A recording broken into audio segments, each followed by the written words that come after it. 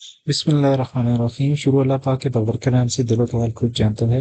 Welcome to trade drive 699। सबसे पहले channel को सब्सक्राइब कर लें, वीडियो को लाइक करें, नोटिफिकेशन ऑन कर लें ताकि आने वाली तमाम वीडियोस आपको सबसे पहले मिल सकें।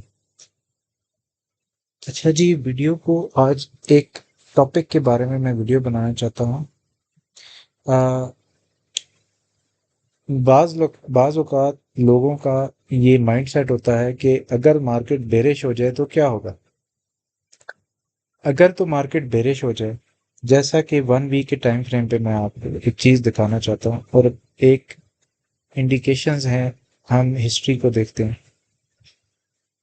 यहाँ पे देखें, जब इसने ऑल टाइम हाई बनाया था, तो 1 वीक की जो कैंडल थी वो इस तरह की इन्वर्स हैमर कैंडल बनी, रेड कैंडल बनी। उसके बाद अगले वीक प्राइसेस थोड़ी सी नीचे गई, लेकिन स्टिल उसने थोड़ा सा रिकवर किया, फिर ऑल टाइम हाई बनाया, यानी कि 1 to 3 वीक्स ऑलमोस्ट वहाँ पे उसने लगाए।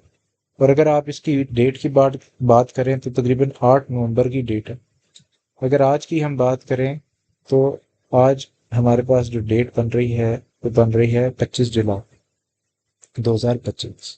ठीक है, तो आज की डेट के मुताबिक प्राइसेस जो हैं वो क्या कर रही हैं, वो वही पैटर्न थोड़ा सा रिपीट कर रहे हैं कि यहाँ पे एक इसने कैंडल बनाई जो कि एक रेड कैंडल है।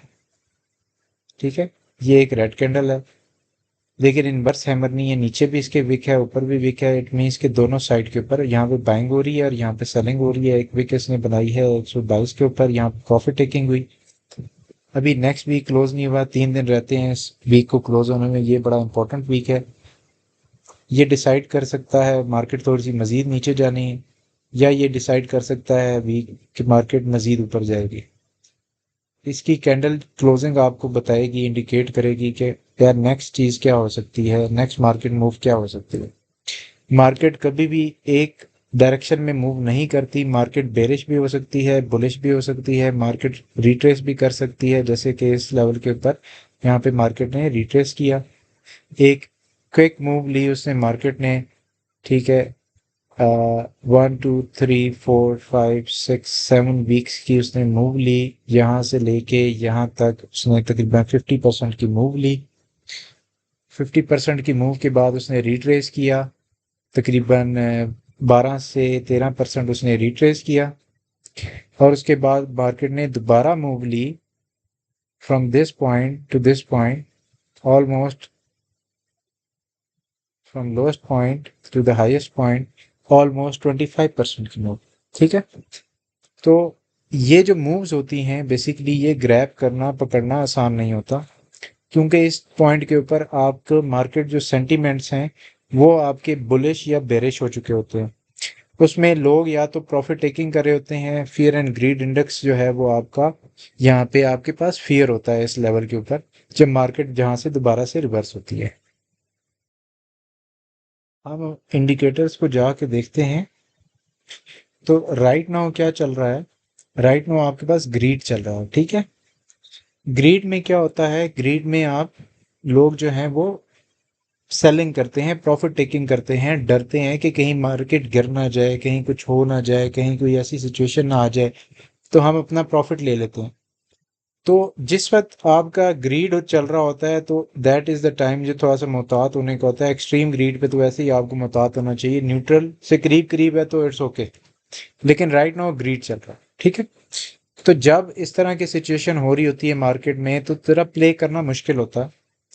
जब आप प्ले करते हैं इस तरह की मार्केट में तो जो मूव आपको मिलती है आप उसका प्रॉफिट ले लें। अगर आप उसका प्रॉफिट नहीं लेंगे तो क्या होगा, आपको मैं यहां से दिखाता हूं। अगर आपने ये मूव पकड़ी और आप यहां तक गए और आपको प्रॉफिट हो रहा था ऑलमोस्ट 4.5 से 5% का विद लेवरेज, अगर आप हिसाब लगाएं तो 10x की लेवरेज के साथ आपको 40% या 50% का प्रॉफिट हो रहा है। तो जब 40 से 50% का प्रॉफिट हो रहा था आपने बुक नहीं किया, और क्योंकि ग्रीड चल रहा है तो जब जब प्राइसेस ऊपर आ रही हैं वहां पे कोई ना कोई सेलिंग कर लेता है, कोई ना कोई अपना प्रॉफिट टेकिंग कर लेता है। तो मार्केट में मल्टीपल वेल्स हैं, मल्टीपल होल्डर्स हैं, वो लोग भी हैं जिन्होंने बीटीसी परचेज किया था जब बीटीसी $10 का था। जब किसी ने परचेज किया था बीटीसी तकरीबन $100 पे था, $50 पे था। अभी पुराने वेल्स के जो वॉलेट हैं वो ओपन हुए हैं और उन वेल्स के वॉलेट में 5-5 हज़ार जो है क्वांटिटी में बीटीसी पड़े हुए हैं, जहाँ पे obviously they are doing profit taking. उन्होंने 14 ईयर्स वेट किया है इस टाइम का। 14 साल अगर कोई बंदा वेट करेगा तो ऑब्वियसली वो प्रॉफिट तो लेगा, और अगर वो इस पॉइंट पे भी प्रॉफिट नहीं लेगा तो वो कब लेगा? ठीक है, तो अगर आप प्राइसेस को पीछे ले जाएं और 2012, 13, 11 में आप देखें तो उस वक्त जो प्राइसेस थी आपकी कहाँ लाई कर रही थी। तो जिस बंदे ने यहाँ पे 1000, 1500, $2000, $5000 का यहाँ पे बाइंग की हुई थी 2011, 12 में, 13 में, 14 में, ऑब्वियसली वो वाले अकाउंट इस वक्त एक्टिव हो रहे हैं और वो प्रॉफिट टेकिंग कर रहे हैं और मिलियंस ऑफ डॉलर में उनका प्रॉफिट हो रहा है। ठीक है, बिलियंस मिलियंस में उनका प्रॉफिट हो रहा है। तो they have waited for this long. 14 साल is a long period of time जिसमें उन्होंने वेट किया है और इस सारी चीज़ों को देखा है। किसी ने यहाँ पे प्रॉफिट नहीं लिया और उन्होंने यहाँ पे आके इस पॉइंट के ऊपर आके प्रॉफिट टेकिंग करना शुरू की है। तो जो कि एक साइन है मार्केट में कि यहाँ पे अब ग्रीड वाली सिचुएशन आ रही है।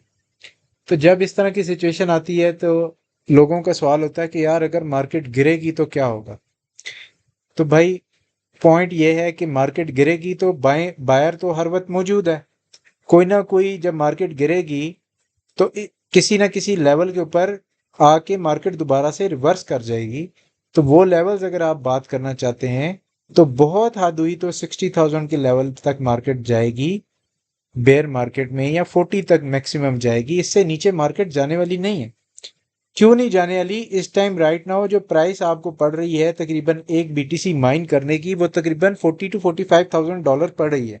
तो जब आपको जो परचेजिंग जो मैन्युफैक्चरिंग कॉस्ट आपको इतनी पड़ रही है, माइनिंग कॉस्ट आपको इतनी पड़ रही है, तो उस कॉस्ट से नीचे नहीं जाएगी प्राइस।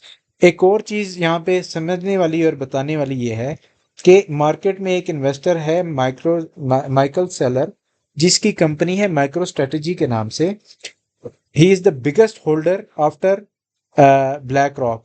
ठीक है, ब्लैक रॉक इस टाइम सबसे बड़ा होल्डर है, ईटीएफ होल्डर है। उसके बाद आपके पास माइक्रो स्ट्रेटेजी आ जाती है। यहाँ पे ये ब्लैक रॉक है, इसके पास जो टोटल क्वांटिटी है वो 8,907 बीटीसी इसके पास मौजूद हैं। ठीक है, सॉरी, हाँ, इसके बाद बीटीसी इतने मिलियंस जो है बीटीसी इसने परचेज कर दिए हैं, सॉरी मिलियंस है। 8,907.8 मिलियन डॉलर के इसने बीटीसी होल्ड करके बैठा हुआ है ये बंदा। बंदा नहीं, सॉरी कंपनी। ठीक है, ये ईटीएफ होल्डर होल्ड करके बैठे हुए हैं। इसी तरह माइक्रो स्ट्रेटजी के पास भी बहुत बेतहाशा बीटीसी है जिसने होल्ड किया हुआ है उन लोगों ने। उन्होंने इसीलिए होल्ड किया है क्योंकि उन्हें पता है कि ये फ्यूचर है मार्केट का। अब जिस बंदे की एवरेज प्राइस अगर 60-65,000 आ रही है, तो जब एवरेज प्राइस के ऊपर या उससे करीब आएगी तो ऑब्वियसली दे विल बाय मोर। वो होल्ड करने वाले, वो यहाँ पे बेचने वाले नहीं है, वो यहाँ पे बेचने वाले नहीं है।